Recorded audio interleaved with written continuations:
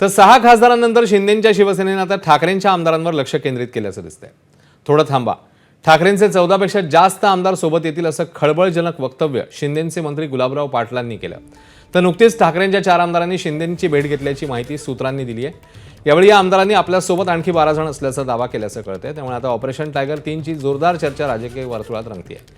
त्यामुळे बंडखोरीच्या गर्तेत अडकलेल्या उद्धव ठाकरेंसमोर आता नवं आव्हान उभं राहण्याचं शक्यता वर्तवली जाते। झालंय तसं होईल। थांबा थोडं थांबा। 14 आमदार लवकर जास्तीत जास्त होईल। कधीपर्यंत? बघा ना तुम्ही, एकनाथ शिंदे बोलत नाही, दाढीवर हात फिरवता। हे स्वतः उद्धव ठाकरेंच्या चिरंजीव आदरणीय युवा नेते आदित्य ठाकरेंनी कबूल केलेलं आहे। जेव्हा ते दाढीवर हात फिरवता तेव्हा टायगर सक्सेस होतो। ऑपरेशन 3 वगैरे करायची आवश्यकता नाही आहे। मानसिकता उबाठामध्ये आमदारांची सुद्धा किंवा मुंबई महानगरपालिकेच्या नगरसेवकांची सुद्धा थांबण्याची नाही आहे। ते स्वतःच आता आपण इथून बाहेर गेलं पाहिजे या मनस्थितीत आहेत।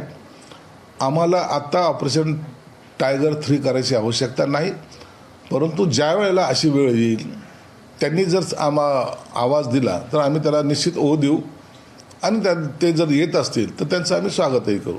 शिंदे साहेबांना रोज आमदार सर्वजण भेटत असतात, नगरसेवक भेटत असतात, आम्हाला भेटत असतात, त्यांची कैफियत मांडत असतात।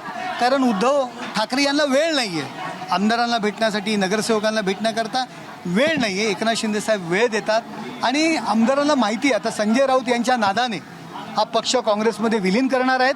त्यामुळे नक्कीच आमदार नगरसेवक यांच्यामध्ये चलबिचल सुरू झालेली आहे आणि लवकरच तुम्हाला बदललेलं चित्र दिसेल।